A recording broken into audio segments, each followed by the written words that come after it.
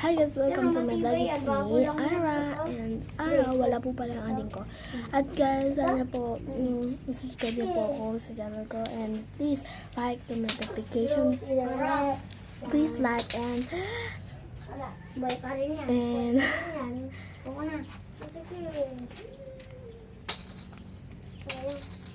pindutin niyo po yung bell para mag-notice po kayo sa mga next video ko po.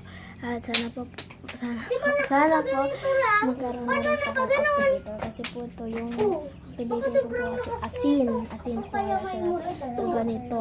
Yung ano po yung asin na ganyan po siya. So ganyan po yung asin. Linagyan ko ulit po ng glue para siya lambot pero po ganyan talaga.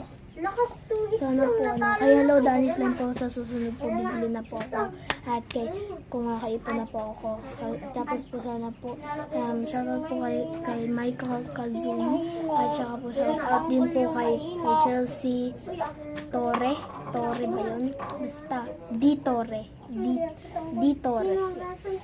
hindi ko alam pangalan nun kaya Chelsea po siya, Chelsea Di Torre. Yan po yung slime ko. Pinapakita ko lang po yung dati ko pong nagawa kay Juju po yun sa kaibigan ko po. Nakikita niyo na lang po yung dalawa po kaming sumasayaw ng yung yung ito po isi-show ano ko na po dito. Wait lang po. Makikita nyo na lang po doon sa filter ko. Makikita nyo na lang po yung kaibigan ko. Kasi nga po, siya po ang best friend ko na may-ari ng slime nung isang araw. Yung white na red po, yun. Sa kanya po yun. At saka yung activator po na pink, sa kanya rin po. Marami po siyang activator. I-follow nyo po siya sa TikTok. Tsaka po, si Papa ko po kasi. Mamaya po kaming 7-star ng Kamiling of Turlock. Sa Sorgi, ay dyan lang sa bayan. Kaya ipupunta ko yung cellphone tayo iba-vlog ko rin doon mamaya lang kasi may pupunta pa si Papa ko guys. Kaya po sana po subscribe nyo po ako sa channel ko and please like a big thumbs up and please